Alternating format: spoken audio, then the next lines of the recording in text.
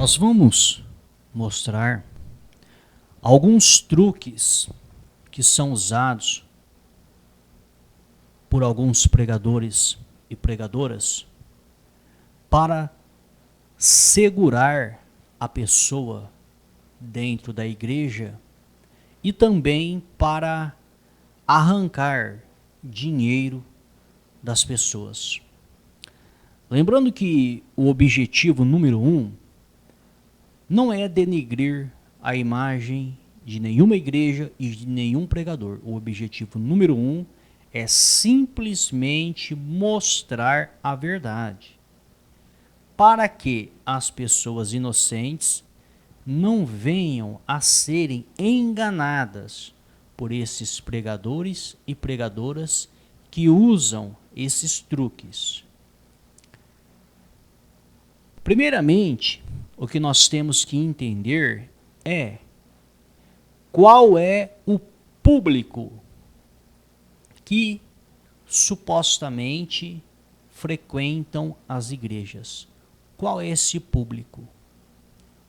Você tem que entender que o público frequentador de igrejas é um público que é constituído, na sua grande maioria, por pessoas carentes financeiramente.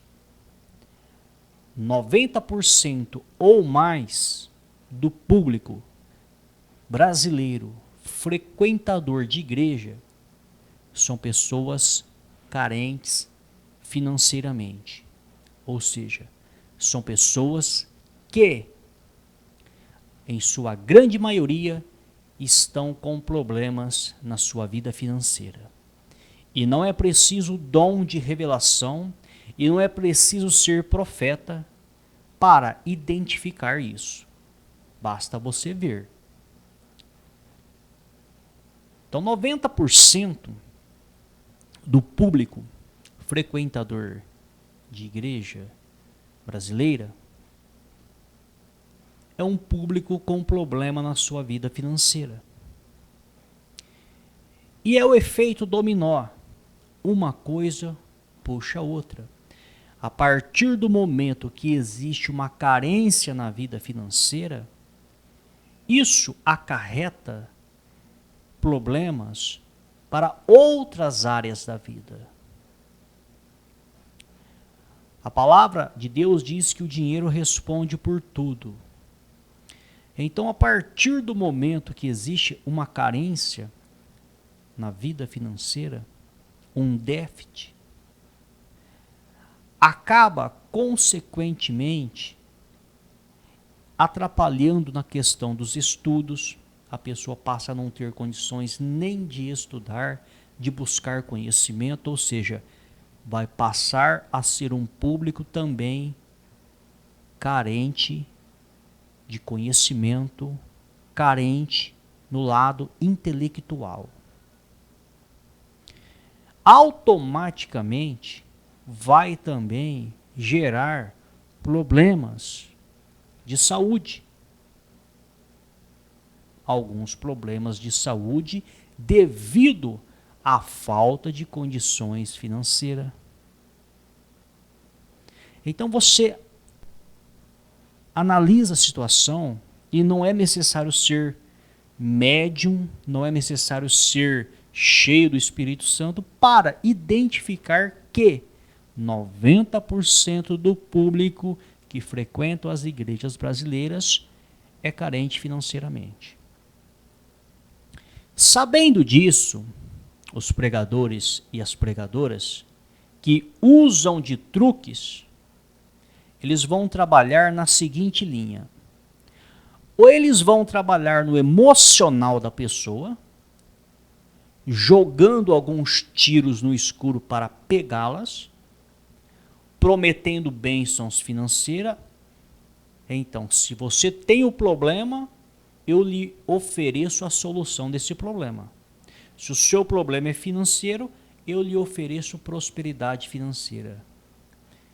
Então você procura entender o que os pregadores e as pregadoras estão oferecendo para você. Eles estão oferecendo exatamente o que você precisa, o que você mais quer.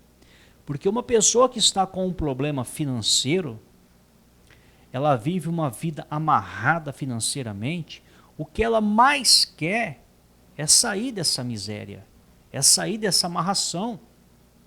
Porque o ser humano não gosta de sofrer. Ninguém gosta de sofrer, ninguém quer sofrer. A não ser que a pessoa seja uma masoquista, ela gosta do sofrimento. Mas o ser humano em sã consciência, ele não nasceu para sofrer. Ele não gosta de sofrer. Se você pegar um animal que não tem um raciocínio como a gente, ele é irracional. Se você colocá-lo num pasto rapado, e do lado desse pasto rapado tiver um pasto verdinho, irrigado, se você colocar lá um boi ou uma vaca, se você não colocar uma cerca resistente, ele sai daquele pasto rapado que é o dele e vai para o outro que é melhor. Por quê? Porque mesmo sem ter um grande raciocínio, sem ter uma capacidade de raciocínio como nós temos, ele vai olhar para o pasto que ele está e vai dizer, espera aí, aqui eu não estou matando a minha fome direito. Aqui do lado o pasto é melhor. Ele não quer nem saber se é do vizinho o pasto, ele não tem essa consciência que não pode. Ele vai atravessar a cerca e vai comer aquele pasto para matar a fome dele. Então você vê que até os animais não gostam de sofrer. Você vê as aves que migram de um país para o outro, quando no país que ela está vem um frio muito forte, e elas sabem se ficar não vai ter o alimento, elas vão morrer, elas vão para outro país, elas migram. Nós temos um caso muito conhecido, que aqui no Brasil, as andorinhas do Canadá vêm para cá. E você vê a distância que elas viajam. Por quê? Vêm atrás de alimento, para não morrerem na época do frio lá no Canadá. Então, até os animais não gostam de sofrer, querem o melhor. Até os animais. O ser humano não é diferente. O ser humano não nasceu para sofrer. O ser humano não foi criado para sofrer. O ser humano não suporta o sofrimento. Muitas pessoas tiram a vida porque elas estão sofrendo, elas não suportam mais o sofrimento, vão e tiram a vida, porque não suportam, não aguentam mais. Então o que nós temos que entender é o seguinte, é que 90% das pessoas que frequentam as igrejas são pessoas sofridas, que estão com a sua vida financeira amarradas, destruídas. A grande maioria não teve acesso ao estudo, ou não tem acesso ao estudo. A grande maioria não teve ou não tem acesso às facilidades e às coisas boas aqui dessa terra. E os pregadores e as pregadoras, sabendo disso, o que eles vão oferecer? A solução para esse problema. Se você tem um problema, nós temos a solução. Se o seu problema é financeiro, como é o de 90% ou mais, eles oferecem o quê? A prosperidade financeira. Através de votos com dinheiro, através de campanhas com dinheiro, através do dízimo, através da oferta, eles vão te oferecer o quê? A promessa que se você fizer, você sai dessa miséria. Mas é algo complicado, porque se a pessoa já não tem, ela vai dar o pouco que ela tem? Use o seu cérebro. A pessoa está perdendo sangue. Ela tem pouco sangue. O que ela precisa? Ela precisa de receber sangue. Ela vai doar o pouco de sangue que ela tem? É por isso que a vida das pessoas financeiramente, pioram mais ainda quando elas vão para as igrejas, ao invés de melhorar. Piora. Porque já tem pouco e o pouco que tem ela dá. Então piora mais ainda. Ah, mas eu vi um testemunho. Investigue, vai atrás para você ver. Você vai ficar surpreso. Você vai ver que foi testemunho montado, testemunho forjado, você vai ver que a maioria são atores. Abra os seus olhos. Abra os seus olhos. Não existe fórmula para uma pessoa prosperar financeiramente. Se existisse, eles fariam para eles e não ensinariam você. Abra os seus olhos, a sua mente. Se desperte para a realidade. Quando Jesus ministrou o evangelho no país de Israel, há praticamente 2000 anos atrás, ele estava ministrando o evangelho. Você acha que naquela época não havia pessoas carentes financeiramente? Se você estudar a palavra de Deus, você vai ver que naquela época a maioria das pessoas que iam até Jesus eram carentes financeiramente. Você vai ver que tinha pessoas que iam até Jesus com a intenção que ele fosse multiplicar pães e peixes para poder ter uma alimentação, uma refeição. Você tem noção do que é isso? Tinha pessoas que iam até Jesus interessadas, pelo menos em fazer uma refeição. Ah, eu ouvi dizer que ele multiplica pães e peixes, eu vou lá. Vai que ele multiplica hoje, pelo menos eu almoço, pelo menos eu janto hoje. Você vai ver pessoas que viviam em situações deploráveis financeiramente. Deploráveis. Naquela época não existia o INSS que nós conhecemos hoje, que apesar de ter muitos problemas, muita coisa errada, você vê que existe nos dias de hoje uma pessoa que ela é paralítica, ela tem que arrumar um advogado, tem que ir atrás, com muito custo, ela consegue aposentar ainda nos dias de hoje.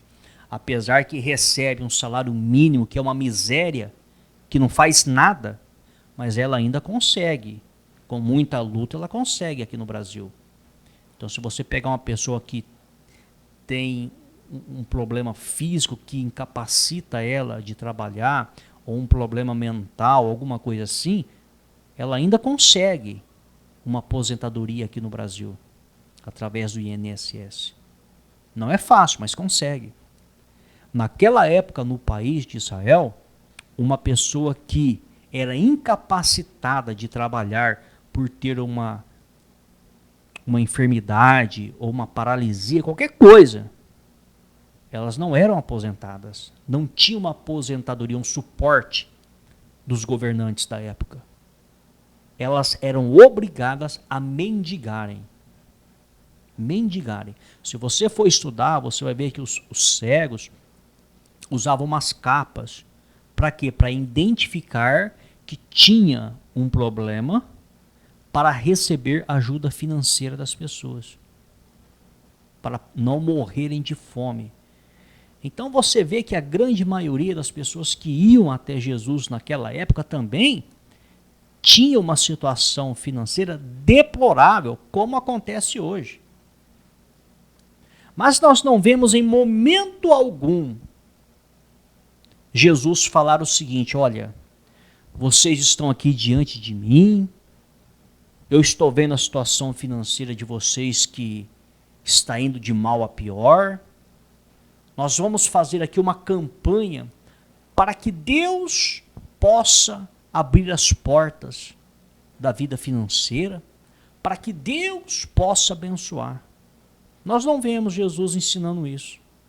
Não é estranho, porque ele viveu num cenário semelhante ao que nós vivemos hoje no Brasil, de miséria, de fracasso, de derrota, e as pessoas iam até ele com a vida financeira destruída, e nós não vemos ele fazer campanhas e votos para as pessoas prosperar financeiramente, nós não vemos ele pedindo dízimo, pedindo oferta, dizendo que se fizesse aquilo iria prosperar financeiramente. Nós não vemos. É muito estranho. É muito estranho. É muito estranho. Por que Jesus não fazia isso? Por que Jesus não entregava a chave da vitória para abrir portas? Não é estranho? Pare um minuto, meu amigo e minha amiga, e use o seu cérebro. Pare um minuto. Você vê pessoas indo até Jesus, como a mulher que tinha um fluxo de sangue, há 12 anos padecendo com um fluxo de sangue. Aí você diz, o problema dela era hemorragia. Ok. Mas não era só hemorragia o problema dela. Ela tinha mais um problema. Ela estava com a vida financeira destruída. Ah, mas como que você sabe disso? Leia a palavra de Deus, você não precisa ser teólogo, você não precisa entrar em nenhuma faculdade para entender o básico. Leia a palavra de Deus. A palavra diz que aquela mulher gastou todas as suas economias ao longo de 12 anos indo procurando a medicina. Não havia plano de saúde, não havia SUS, Sistema Único de Saúde. Se você quisesse um médico, você tinha que pagar uma consulta. E aquela mulher foi em vários médicos, fez vários tratamentos ao longo de 12 anos. Todos os recursos financeiros que ela tinha, acabou. Ela gastou todo o seu dinheiro, todo o seu recurso, não tinha mais nada. Então o problema dela não era só na saúde, era financeiro. Quando ela toca na orla de Jesus, diz a palavra que o fluxo secou. Mas a palavra não diz que caiu dinheiro do céu. Mas a palavra não diz que Deus abriu a porta da vida financeira. Mas a palavra não diz que Jesus disse, olha, agora o seu fluxo de sangue secou. Você está curada. Agora, é necessário você devolver o dízimo e fazer uma oferta de sacrifício para Deus abrir a porta da sua vida financeira, porque a doença saiu, agora tem que sair a miséria também, a amarração financeira. Jesus não falou isso. Jesus, você está curada, você teve fé, vai nessa sua fé, continua sua caminhada. Mas a mulher estava quebrada financeiramente e Jesus despediu ela. Quebrada financeiramente, não deu nenhuma ajuda financeira para ela e nem abençoou a vida financeira dela. Não é estranho isso? É muito estranho. Agora, eu lhe digo o seguinte, meu amigo e minha amiga, não é estranho o que Jesus fazia. Estranho é o que fazem nos dias de hoje, usando o nome dele para prometer essas bênçãos aí, que não acontece nunca. Estranho é o que estão fazendo aí com o nome dele, fazendo essas promessas mirabolantes, que se a pessoa dizimar, ela vai ser próspera financeiramente, que se a pessoa fizer uma oferta de sacrifício, Deus vai dar 10 vezes mais, 100 vezes mais. Estranho é o que estão fazendo com o nome dele. Não o que ele fazia. O que ele fazia era certo. Ele não inventava mentiras, não contava mentira. Estranho é o que estão fazendo hoje com o nome dele contando mentiras. Porque o que fazem hoje é contarem mentira para as pessoas, prometendo bênçãos se elas fizerem certos rituais, certas campanhas, certos votos. E você pode ver que não acontece nada. Nada, nada, nada, nada. E quando tem um ou outro testemunho é falso. Você pode ver que é falso o testemunho. Se você investigar, o testemunho é falso. Ou é uma pessoa que não usou o raciocínio. Por quê? Você ouve alguns testemunhos, às vezes, olha, Deus abençoou, eu conquistei minha casa. Amém. Fez a campanha de abrir portas, pegou a chave do sucesso que abre porta e conquistou uma casa. Amém. Glórias a Deus. Posso ir lá na sua casa? Posso conhecer a casa que Deus te deu? Vai lá. Aí você vai ver que é uma casa. E aí você... Bom, muito bem, a casa está aqui. Cadê a escritura? Não, então. Eu só pego a escritura depois de finalizar a última parcela. Mas como assim? Mas Deus não te deu a casa? Não, Deus deu, Deus abençoou, Deus abriu a porta. Só que são tantas parcelas que eu tenho que pagar para a Caixa Econômica Federal. A hora que eu der a última, eu pego a escritura. Mas como assim? Mas Deus não te deu a casa? Você está tendo que pagar a parcela para a Caixa Econômica Federal? Então Deus não te deu, você financiou. E a hora que você vai ver, meu amigo e minha amiga, não é Deus que deu, não é bênção coisíssima nenhuma. A pessoa foi lá na Caixa Econômica, financiou a casa em 30 anos. Pegou o fundo de garantia que ela tinha, deu de entrada e financiou o resto em 30 anos, numa casa, no último bairro da cidade, lá no subúrbio. Aí você vai dizer que isso é bênção de Deus? Ou a outra faz uma campanha, faz o voto, dá o dízimo, dá a oferta. Ela diz, olha, Deus abençoou, me deu um carro. Aí você vai ver o carro da pessoa, você começa a investigar, você vê que ela tirou o carro numa garagem, que ela financiou em 60 parcelas, deu uma entrada de X. Mas como que sim foi Deus que deu?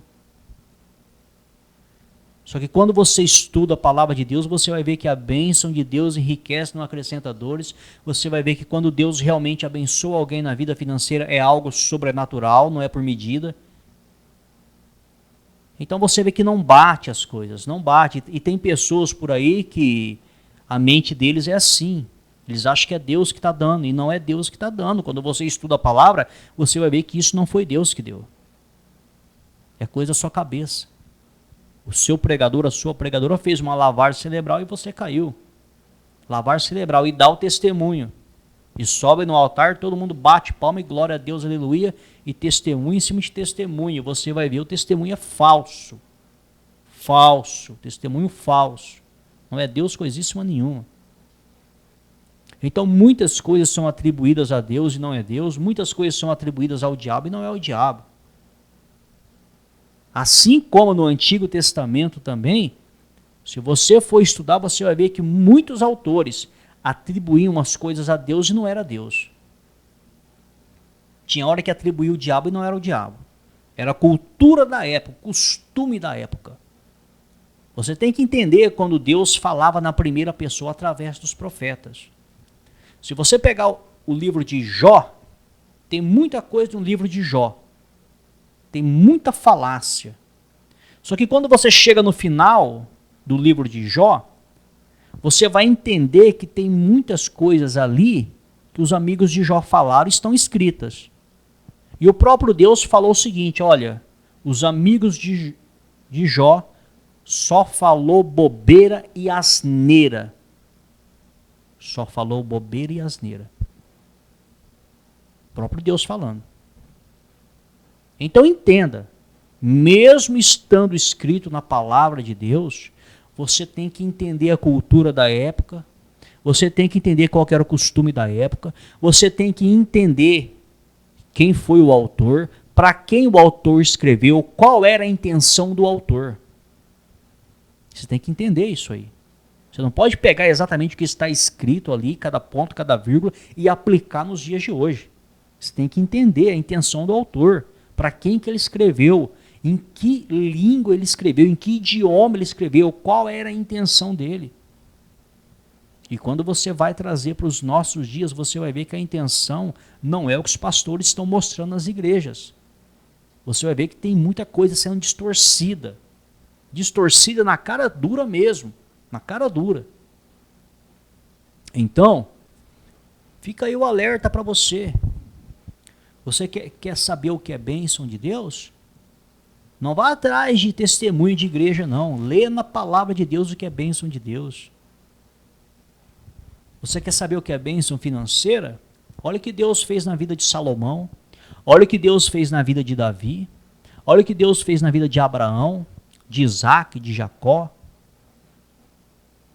Isso é bênção financeira.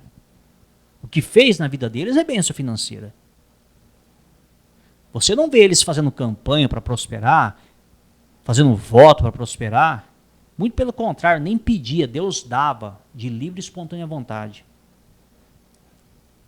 Mas por outro lado também você vê pessoas que viveram uma vida financeira miserável. Eliseu era homem de Deus. Se você for ver a vida financeira que ele levou, foi uma vida miserável financeiramente. Ele também não pedia e Deus também não deu. E outras pessoas não pediram e Deus deu. Então entenda, Deus tem todo o poder para abençoar uma pessoa financeiramente. E ele tem todo o poder para não abençoar uma pessoa financeiramente. Ele vai abençoar financeiramente quem ele quer, quem ele quiser. E não depende da pessoa querer ser abençoada ou não querer, é se ele quer abençoar. E quando ele abençoa uma pessoa na vida financeira, se você for ver o que ele fez na vida dessas pessoas, você vai ver que é algo natural, que flui naturalmente sem a pessoa se matar.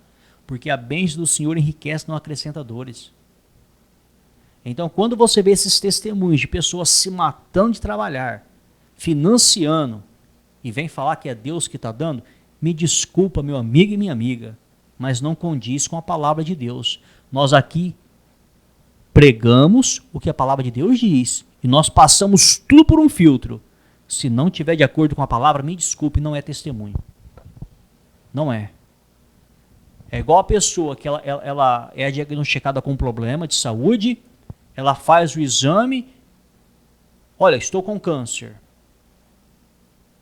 Daí a pouco ela volta com outro exame, olha aqui, Deus me curou do câncer.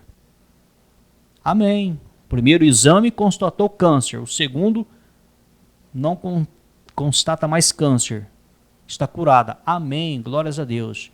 Aí você vai investigar. Vai falar com a pessoa, o que você fez, irmão? Você orou, você jejuou, você subiu um monte, o que você fez para chamar a atenção de Deus, para Deus te curar? Ó, então, eu orei, eu pedi a Deus, assim, assado. Tá, e o que mais? Então, eu ia uma vez na semana fazer quimioterapia, eu fazia radioterapia. Opa, espera aí. Você fez um tratamento médico? Você tomou medicamento? Então quem te curou foi os medicamentos, foi os médicos, não foi Deus. Porque se você estudar a palavra de Deus e olhar para as curas que as pessoas tiveram, quando elas pediam para Deus, Deus curava sem a intervenção de médicos e medicamentos.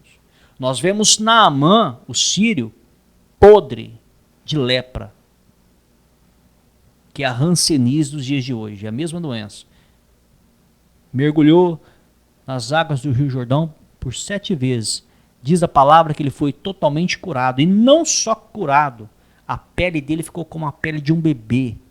Parecia um pêssego, uma coisa linda e maravilhosa. Curado.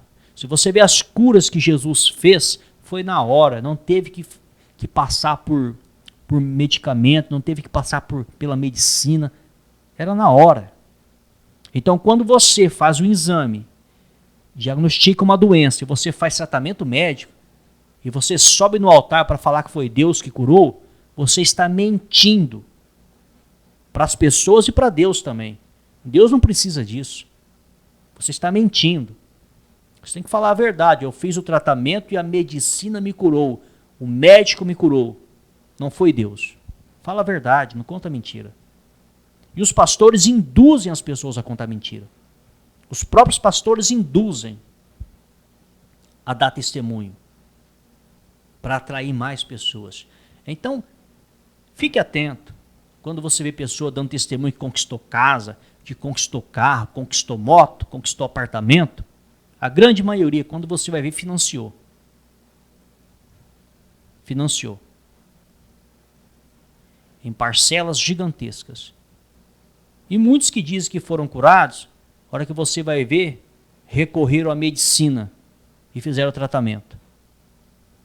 Sem contar os testemunhos falsos que existem, que são atores contratados. Então, a coisa desandou de um jeito que dá nojo. Dá nojo. Eu, particularmente, tenho nojo. Não consigo mais participar de nenhuma reunião em templos. Peguei nojo. Nojo. Sabe o que é nojo? Nojo de tanta mentira que você ouve. É tanta mentira que dá nojo. As pessoas que estudam a palavra de Deus pegaram nojo, pegaram trauma do que é feito nas igrejas. Dá nojo. Se você analisar tudo que é falado, você consegue identificar as mentiras, uma atrás da outra. É uma mentira atrás da outra. Reunião inteira. Uma mentira atrás da outra. Então, meu amigo e minha amiga, analise as técnicas que são usadas para enganar. Eles vão apresentar para você o que você mais quer. A pessoa está com a vida financeira destruída, o que ela mais quer? A prosperidade. Eles vão oferecer para você a prosperidade. A pessoa está com um problema de saúde, o que ela quer? A cura. Eles vão oferecer para você a cura. Eles vão oferecer o que você precisa, o que você mais quer, o que você mais precisa. É uma jogada de mestre. Jogada de mestre. Mas Jesus não fazia nada disso. De duas uma, ou Jesus é o errado da história, ou esses pregadores e essas pregadoras são os errados da história. Alguém está errado. Eu prefiro, eu que sou bobo e trouxa, e não tenho conhecimento nenhum, prefiro ficar com Jesus e acreditar em Jesus, ao invés de acreditar nesses pregadores e pregadoras. Então, abra os seus olhos, porque Jesus está voltando. E ele disse que muitos falsos mestres se levantariam nos últimos dias para enganar a muitos. E eles têm enganado.